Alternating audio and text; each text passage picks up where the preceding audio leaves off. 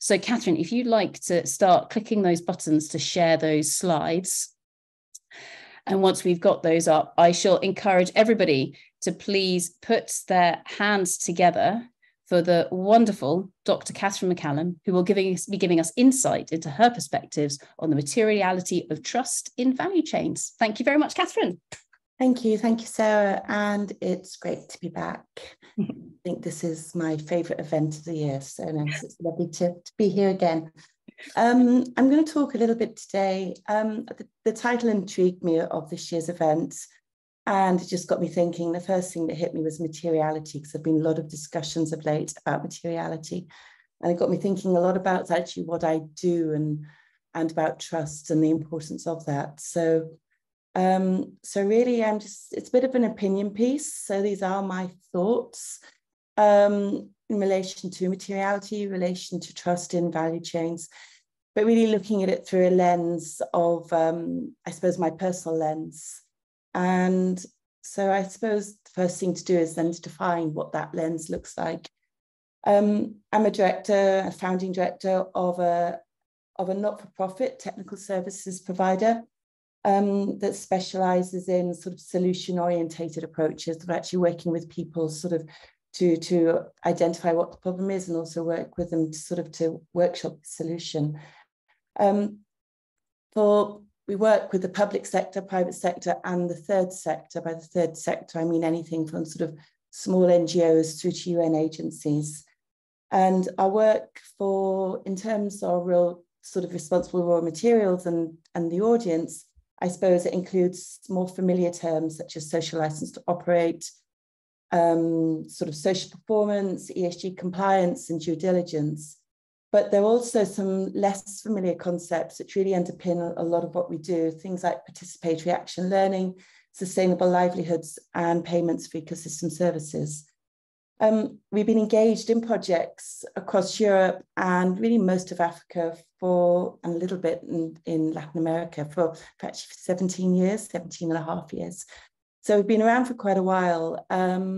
We were sort of focused predominantly sort of on the development sector for a long time, then moving sort of more into sort of the private sector, I suppose, since about 2010.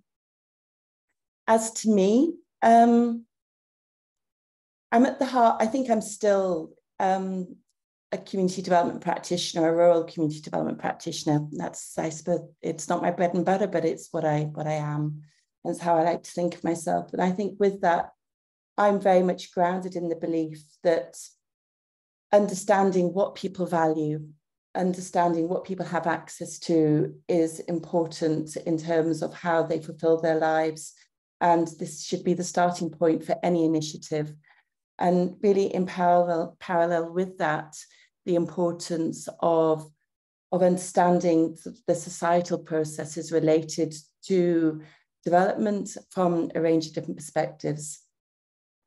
I believe these are crucial and to enabling to sort of inform choice and decision-making in terms of people's lives.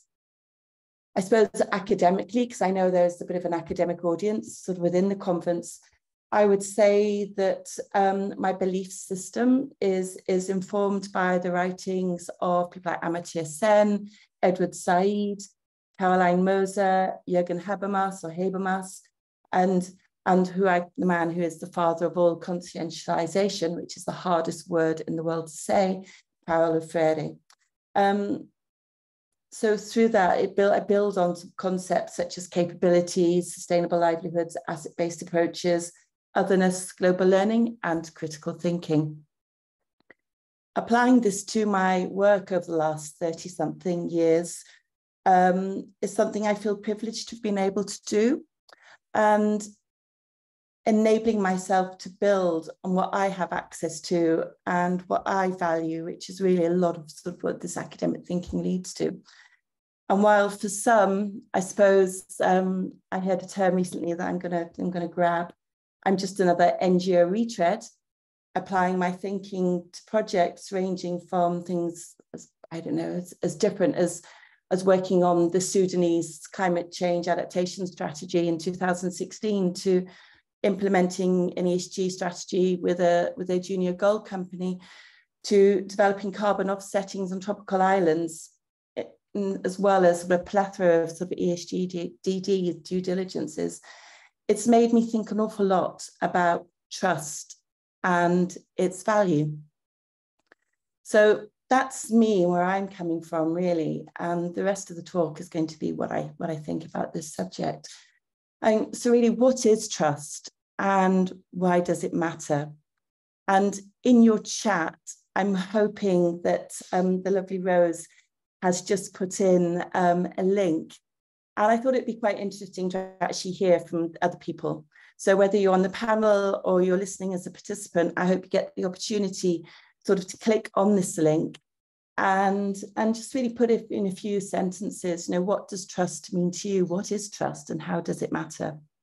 Sort of in true sort of Blue Peter style, I've got one I sort of prepared earlier with some colleagues.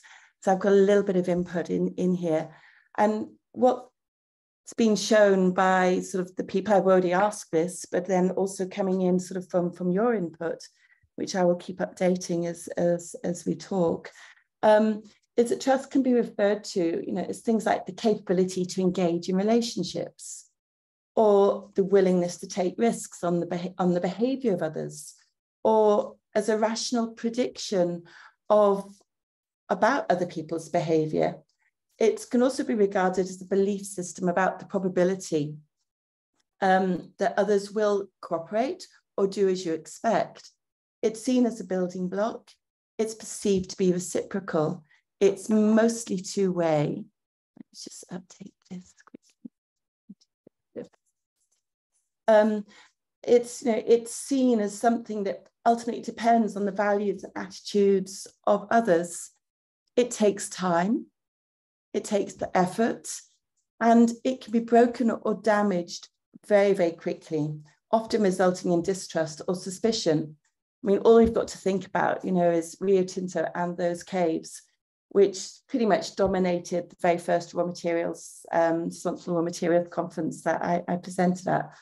And then really quite upsettingly, more recently, you know, Anglo American, who seemed to have this really sort of good image, or like to project a really good image, you know, was stopped from doing exploration work in the Amazon and in sort of indigenous people's lands. And they, you know, this does not help your trust in the world. And then that also begs the question, is trust rational? I mean, Sarah said earlier, politics depends on trust. I heard on the radio again yesterday that Donald Trump's greatest asset is the trust his supporters have in him, which is quite a bizarre notion, I think. So where does that lead us? You know, trust, values, they're linked. You know, this has been coming here, it's a value judgment, it's linked to values and attitudes. So when we look at trust and values, I sort of, we need to think then, what are the values that underpin trust? Jürgen Habermas, who's a German academic, so he suggested that for the EU to have any chance of sustainability, and the Green Deal is a key part of that, then that requires a consensus on a set of fundamental values. And closer to home, sort of between sort of that dark period of, well, I think it's a dark period anyway, of Brexit and then COVID. And I'm not so sure where we are now in terms of that, if it's gotten any brighter. But the British Council sort of carried out a really interesting study across the whole of the G20, looking at trust and values and what are the values that underpin trust in all of these different countries, with also a focus on what people believe or how people regard sort of the UK. And I think this is an absolutely fascinating study, because there are four values that stood out and that dominated all of the responses. And this is across the 20 most economically powerful countries in the world.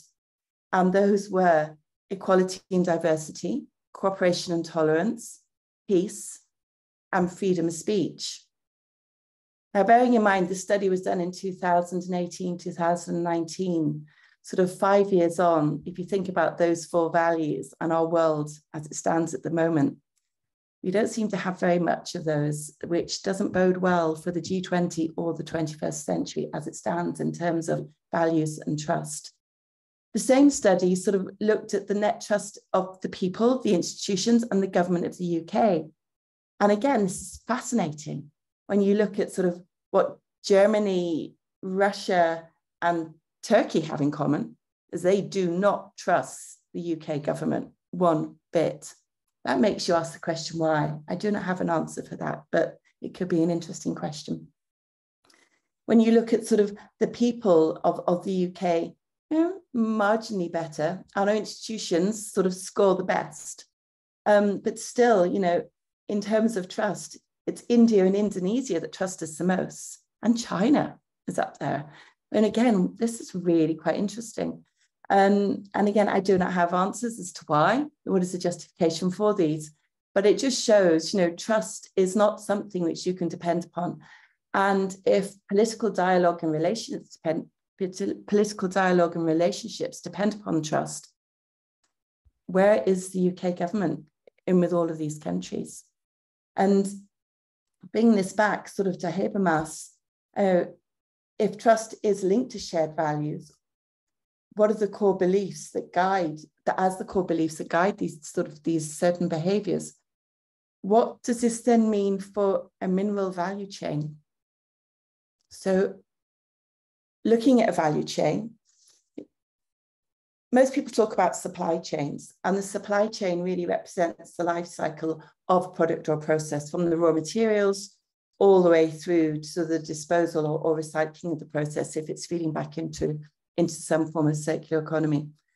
And whereas a value chain is slightly different because it looks at the supply chain, but it also looks at where and how and in what manner value can be added along that chain, both to the product itself, but also to the actors involved or the stakeholders that might be affected or interested by any of the players across the value chain, and also potentially affected by each of the different links or all of the links. Trust, and I'm sure the speakers have said this across the days, is generally regarded as an essential building block, the glue or the weld that keeps the links together across the value chain. Materiality historically focuses on sort of the potential financial sort of risk that investors regard as important, and more recently, non-financial risks.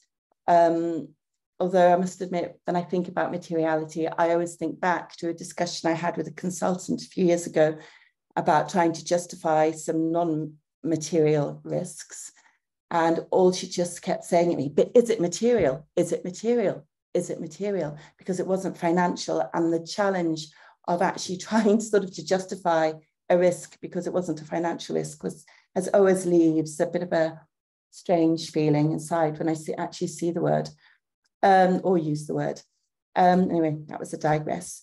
I think there are few in the sector that would challenge the notion that trust is material or across the whole of the value chain. Whether you relate it to the security, the timeliness, the quality of the products, and that trusted relationship between businesses and suppliers, or if you look at sort of the ESG considerations with investors.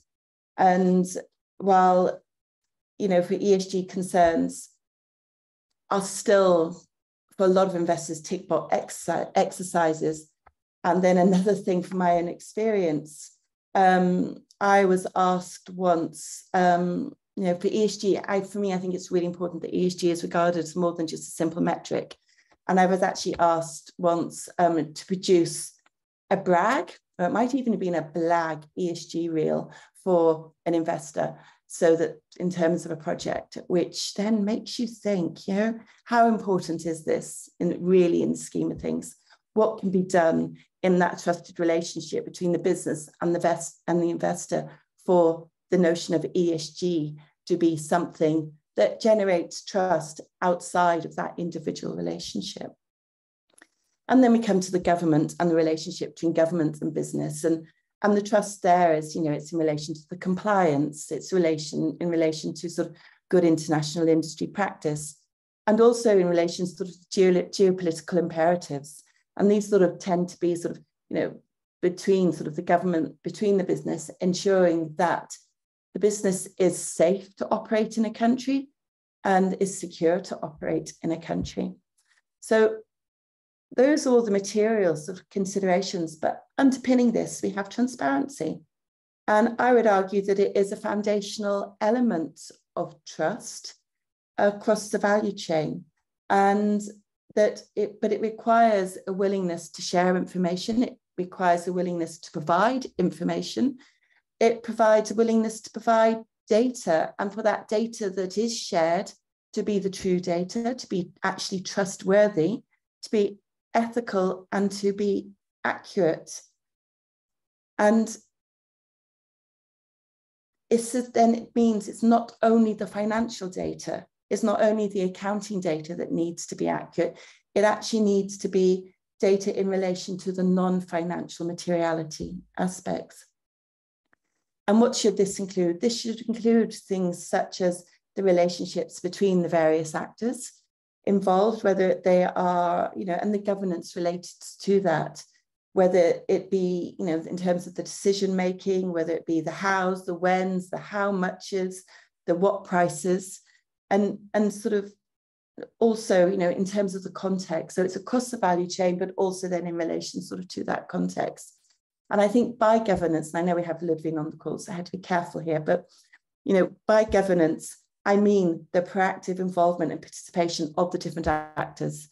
I mean across the whole of that value chain, whether it be sort of networks with sort of disparate members that actually coming together and the governance between those, whether you are looking at sort of a quasi-hierarchy where you've got sort of independence, people of equal or perceived equal standing, sort of the discussion and the decision making at that level, or you've got more of the traditional hierarchies where you've got sort of parent companies and subsidiaries. So I think trust is important and trust is material across the value chain, and transparency is equally as important. However, in my sort of research or my preparations for today, I came across another really interesting study, and it's more recent than the British Council one. This is a 2021 study, and this talked about the dark side of trust. And it was a study on the global value chain and the benefits of a lack of trust or minimal trust.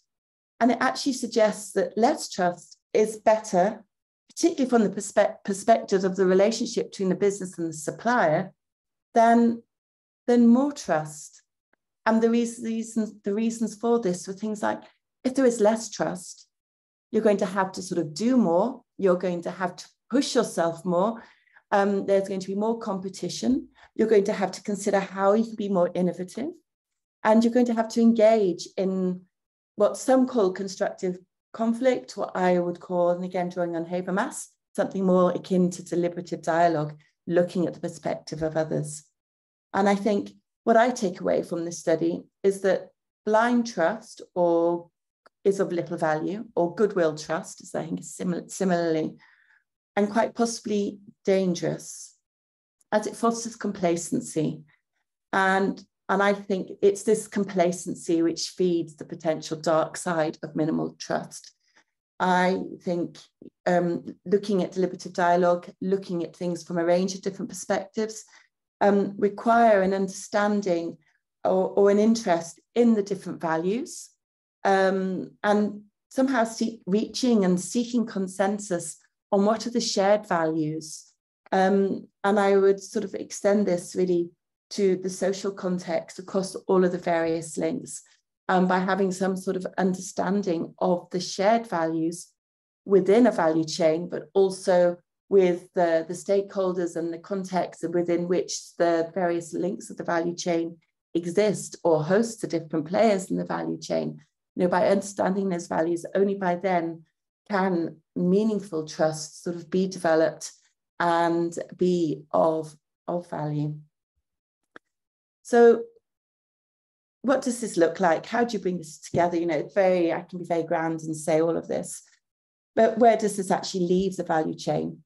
again, so I suppose putting on my NGO retread hat, after 15 years of working and advocating with an MDG, Millennium Development Goals sort of framework for reduction of global poverty, I was very, very, very pleased with the arrival of the SDGs and their global remit.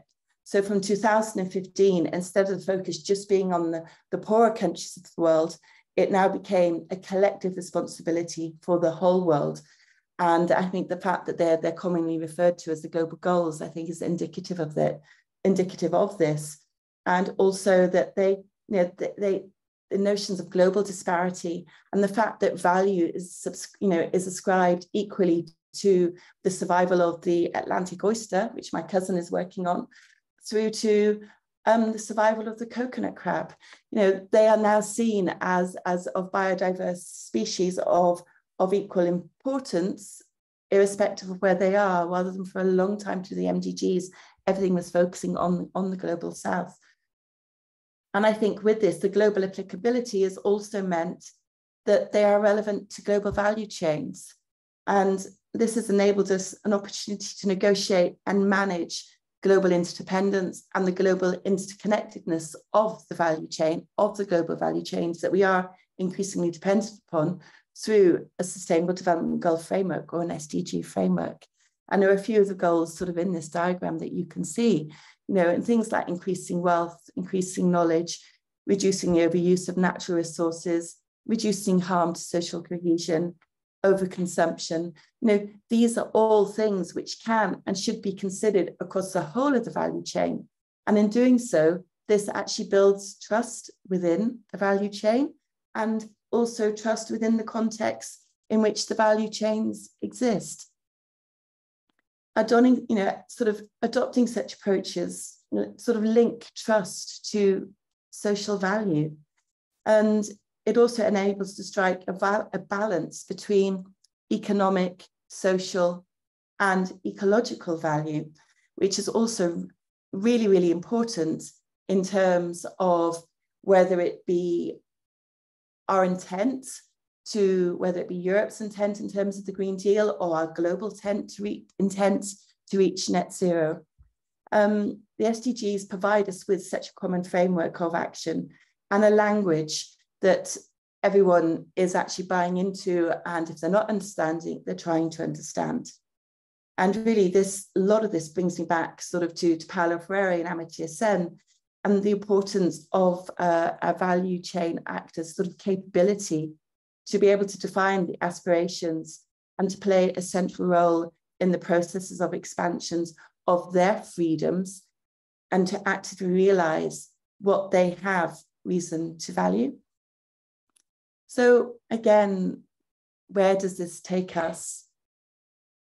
Shared value is a concept which a colleague of mine, Jocelyn Fraser, is doing an awful lot of work on. And it's a concept which I'm also a very big fan of and actively engaging with and promoting sort of through my work. Like every other in vogue notion, including social license to operate or how ESG has arisen from sustainability, if paid lip service to and regarded as a tick box metric, it won't affect any positive change and will certainly increase the importance of trust or lack of as a material risk across the value chain. Deanna Kemp and John Owen have recently sort of released an article sort of that articulates this very well. And I sort of disagree with them on one level, that I don't see a problem with shared value. I see a problem of people abusing the term as shared value. If taken seriously, if looking at a real consideration of the community priorities and the values that underpin those, the sustainable development opportunities and the values that underpin those, as well as a company or project's assets and interests and the values that underpin those, and identifying the shared values, then I think there is an opportunity to reach consensus actually on shared value. And to be effective, to engage in cross-sector collaboration is essential for such such initiatives for shared value in terms of both its development and its implementation. And really, it brings everybody to the table and enables all to engage in a bit of conscientiousation, which is still the most difficult word to say in the world. So thank you. That's my thoughts. Delighted to hear any questions, and I really hope I haven't overrun because I haven't had the people haven't had Sarah on, so I hope I haven't. Fantastic. Thank you so much, Cathryn. Everyone, a round of virtual applause for the wonderful Dr. Cathryn MacCallum. Absolutely fantastic. And Cathryn, you managed to get that word consensualization in there twice. Awesome. Yes, and it's still the hardest word. It's a horrible word. I know, but it's a wonderful word. Why would anybody actually go with a word like that? That's terrible. Came from Brazil. I think in Portuguese it's probably it's probably an easier word to say and conceive. Well, I think yes. So with regards to that, if you channel the Portuguese, then it becomes much easier. Of course, it does. Cathryn, a couple of questions have come in, and I'm going to take a little bit of time to ask questions to Cathryn, and then we'll go to Chile and to Carlos, because of course our speaker, who is programmed to be speaking just after Carlos, isn't going to join us. So we have a little bit of extra time. But Cathryn, I'm going to be very careful with the term shared value, because I'm now slightly terrified to use it in the wrong way. But to kind of take that whole concept and then say, with regards to the Sustainable Development Goals and those 17 goals that are there, are they used as something that actually everybody agrees, yeah, those look like a good idea? So in a way, they are a kind of a middle meeting ground or a common ground for different people to come to and then say, okay, yeah, we agree that eradicating poverty would be a good thing to do. Okay, that's something that we can all gather around and speak about. And from that, trust could be created. I mean, could the SDGs be viewed as something for everybody to come and sort of begin to agree on and then begin to build dialogue? Or am I misinterpreting some of what you were saying? I think the SDGs, by the fact that they have been sort of signed up to by, I'm pretty sure, every country on the planet. I'm not sure about Myanmar, but I'm pretty sure they've been signed up to by almost every country on the planet. That they are the global goals, and someone can do a very quick Google and find out who hasn't signed up to them. So they are globally accepted. Within the mining sector, or the minerals and mining sector particularly, we've got the Global Reporting Initiative. This has now become aligned with the global goals. The fact that you have, there's the risk framework that's ascribed sort of to, in relation to them, and is actually used as a way of developing sort of minimizing risks sort of through engaging or consideration of what your project or your company is actually doing in relation to each of the global goals. So it wouldn't be a case of, oh yes, it's a good idea to address global poverty, let's all jump on that. It's more of a case of, what is my company doing in relation to global poverty? What is my company doing in relation to emissions? Like we all, the emissions, the greenhouse gas reporting, all of this has come sort of through the SDGs. What is my company doing in relation to pollution of water or pollution of land? What is my company doing in relation to gender equity? How many women do I have in managerial positions in my company? So it's more about what you are doing and actually linking it in sort of to the key performance sort of indicators of a, I'd whether it be a supplier or across the chain. And in doing so, looking at how engaging in this, that affects your relationship with the people outside of your little company or your project, or your big company or big project. So it doesn't matter how small you are, how big you are. So I think what they provide is not what they provide is a coherent framework that that is widely accepted and really applies to all of us. And so it's that applicability as well, isn't it? So we've all got skin in the game, I guess, with regards to the SDGs. Very much. Very much. So therefore, immediately there's an element of what's in it for me on a really selfish and personal level, but actually, I guess that gets some interest.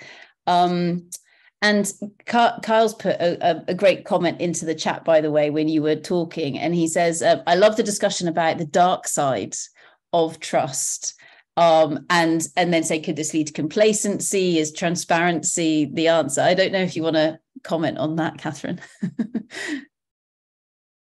I just thought it was fascinating, and yeah, it was the name of the study, The Dark Side, and it was just too good a title not to use it. Just had to find somewhere to pop it in, because it's great. But I think it's, it went into a lot more detail and had all sorts of different scenarios. But for me, reading through, my takeaways from it, that complacency is what fuels the dark side of trust, very much so.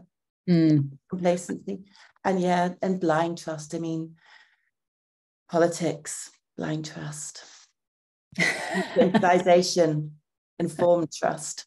And so I guess with that as well, I mean, what's coming through there are the different layers, or the fact that, just saying trust me and then carrying on, that doesn't work, does it? In terms of having something that's resilient. No. And there's quite a few of us on the panel today, I think, say, trust me, I'm a doctor, but would you? Well, if I said to you, trust me, I'm a doctor, you're probably definitely going to die, because I'll kill you with boredom by talking about rocks. So with that, Dr. MacCallum, thank you very, very much for joining us here today. Absolutely fantastic. Everybody, Cathryn MacCallum, thank you very much.